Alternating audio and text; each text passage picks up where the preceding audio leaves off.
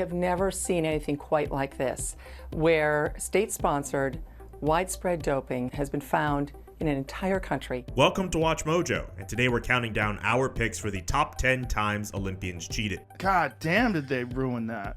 That was terrible. That was one of the worst Olympic decisions I've ever seen in my life. And so it is with a great amount of shame that I stand before you and tell you that I have betrayed your trust. Nothing will change. It got worse. Worse. For this list, we'll be looking at times athletes or countries reportedly unfairly tipped the odds at the Olympics and Paralympics in their favor, but they were eventually caught out.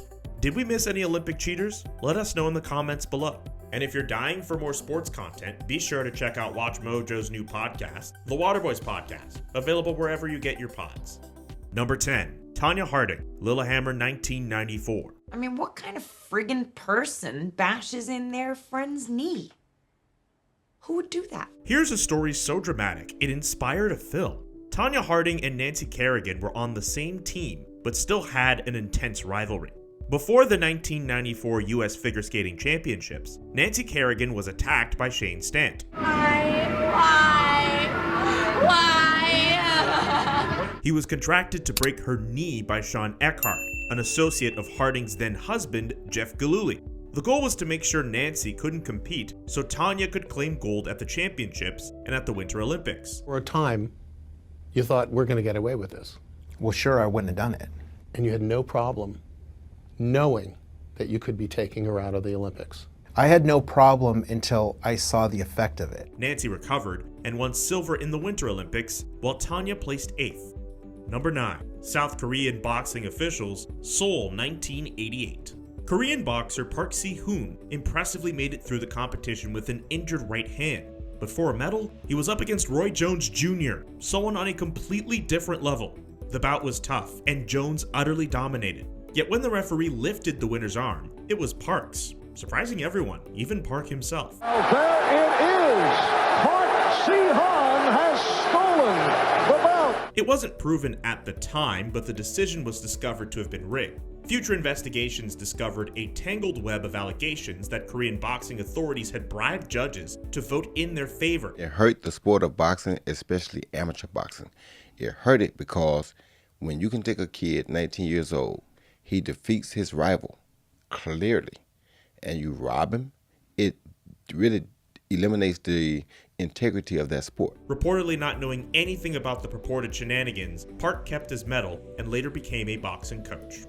Number 8, Ben Johnson, Seoul 1988. Everybody cheats. Who doesn't cheat in life? Everybody cheats in taxes. Everybody cheats in everything. Why Ben Johnson? Ben Johnson was a star in the 1980s, winning medals, breaking records, and establishing himself as Canada's premier sprinter. Johnson then won the 100-meter dash at the 1988 Seoul Olympics, but unfortunately there was a dark truth behind his success. Despite denying rumors for years that he was on performance-enhancing drugs, his urine tested positive, which he later confirmed. Johnson's urine sample tested twice in this laboratory, came up positive both times. It was later claimed that many athletes were using anabolic steroids at the time, and that Johnson just happened to get caught. He was stripped of his medals and world record, with many home supporters still wondering why he did it. I dope and I'm sorry. I have to live with that. Number 7, Chinese, South Korean, and Indonesian badminton teams, London 2012. Not giving your all during an Olympic competition is actually against the rules, as we found out at the 2012 London Olympics. During the group stages of the women's badminton doubles tournament, the event became surrounded with controversy, as multiple teams were accused of not using their best efforts. Deliberately serving into the net, again and again, 8 times, despite a chorus of boos and a warning from officials. Then, watch this. China lets it drop, and South Korea follows up by serving it way outside the line. Actually, they allegedly started to purposefully lose matches so they could get easier matchups for the knockout stage. And reaction has been mixed. I mean, there have been some that say, it was inevitable the way that the competition stages work, and it's not the fault of the athletes. It's the rules that should be changed. It got ridiculous, with teams making basic errors that were uncommon in professional sport. The 3 teams were ejected from the competition for conducting themselves in a way that was abusive and detrimental to the sport. Depressing. I mean, who wants to sit through something like that? Number 6, East Germany luge squad, Grenoble 1968. Named at the time as the world's most perfect female luger, East Germany's Ortrun Enderlein was a favorite to win at the 1968 Olympics in France. And she did win first place with surprising speed, as did her East German teammates who won second and fourth place. But something seemed off. An event supervisor tested the luge's steel blades with snow, which supposedly hissed and vaporized. The officials concluded that the sleigh had been heated to melt the track's ice and increase speed. The team was disqualified, but the incident has remained contentious, with some home officials claiming Enderlein's innocence, with rumors of intrigue behind the allegations. Number 5. Boris Onischenko, Montreal 1976. As a world-class pentathlete, you'd think that the USSR's Boris Onischenko might have been able to win through skill alone, but it seems Boris wanted to be certain of victory. During his fencing bout against the British contender Jim Fox, the Brits noticed something was off. Boris was getting points without even touching his opponent. In electric épée fencing, a point is registered when the tip of the weapon is depressed with enough force to complete an electric circuit. Beneath a layer of leather, there was a button leading to a wiring system. Press the button, and the sensors in the arena were told there'd been a hit. Onischenko had figured out a way to hit his opponents without touching them. However, his modified weapon had a switch on the blade that would complete the circuit without making contact, meaning he just had to make it look convincing. Once he was found out, his peers shunned him, he was stripped of his awards, and he was given a lifetime ban. Number 4. Madeline de Jesus, Los Angeles 1984.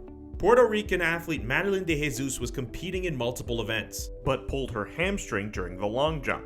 So instead of sacrificing the opportunity to compete in the 4x400 relay, she came up with something out of a movie plot. Margaret, her identical twin sister who was also an athlete, would swap outfits with her, allowing Margaret to compete in her place, and no one would be the wiser. And it worked, until Madeline's coach found out, and instead of going along with the ruse, he pulled the entire team from the event.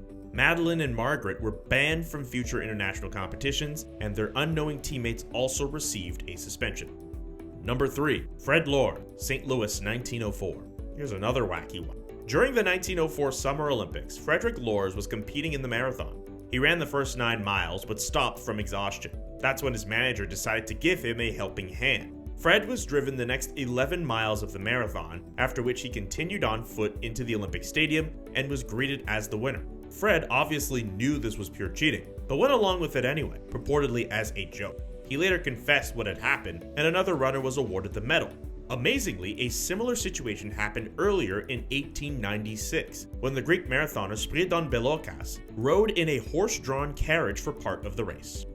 Number 2. Russia's doping scandal, Sochi 2014. Millions of citizens of Russia are united by the Olympic dream. Our national pledge to you is the choice of Sochi is the best choice. It's one thing for an athlete to cheat, but for an entire country to allegedly sponsor the cheating is quite another.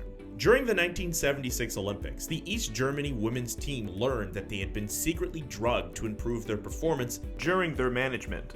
That's appalling, but not even the most recent. After the 2014 Winter Olympics, a Russian state-sponsored doping scandal came to light, with many of their athletes actively participating in taking performance-enhancing drugs and attempting to hide that fact from screenings. Earlier this month, the World Anti-Doping Agency releasing findings from their investigation, saying over 1,000 Russian athletes competing in summer, winter, and Paralympic sport can be identified as being involved in or benefiting from manipulations to conceal positive doping tests. Once discovered, Russia as a whole was temporarily banned from future Olympic Games. The country is also forbidden from hosting or bidding for major events. This represents the most severe sanction yet for a doping scandal which shocked the world. Before we unveil our top pick, here are a few dishonorable mentions. Emperor Nero, Greece 67 CE. Being emperor doesn't mean you can cheat. Chinese gymnastics team, Sydney 2000. Team forced Dong Fengxiao to compete while underage. Liverpool police team, London 1908. Using extra heavy boots during tug-of-war competition. Before we continue, be sure to subscribe to our channel and ring the bell to get notified about our latest videos. You have the option to be notified for occasional videos or all of them. If you're on your phone, make sure you go into your settings and switch on notifications. Number 1. Spanish Paralympics basketball team, Sydney 2000. This scandal is so jaw-dropping You'll wonder how anyone could let it happen. The Spanish team were I think, laughed at and labelled the most unsporting team in history. I mean, unsporting is the wrong word, it's a euphemism for cheating. During the 2000 Sydney Paralympics, there was more concern for doping than finding out if athletes were actually legitimate Paralympians. So, Fernando Martin Vicente, the head of the Spanish Federation of Sports People with Intellectual Disabilities, had an idea, a terrible idea. The team recruited players who faked having an intellectual disability. They went on to win gold by a huge margin, and Spain celebrated. After beating the Russians in the final, they posed for a victorious team shot and were splashed all over the front page of Marca. But one of the players was an investigative journalist. At the beginning, I thought that it was totally impossible for someone to be capable of carrying out something like this. It just seemed completely incredible, and that was the reason why I got involved. Carlos Ribagorda blew the whistle on the entire scheme. The team was disqualified, and Vicente resigned. Just a reminder, if you can't get enough sports, head over to your preferred podcasting app to check out WatchMojo's Waterboys podcast. Do you agree with our picks? Check out this other recent clip from WatchMojo, and be sure to subscribe and ring the bell to be notified about our latest videos.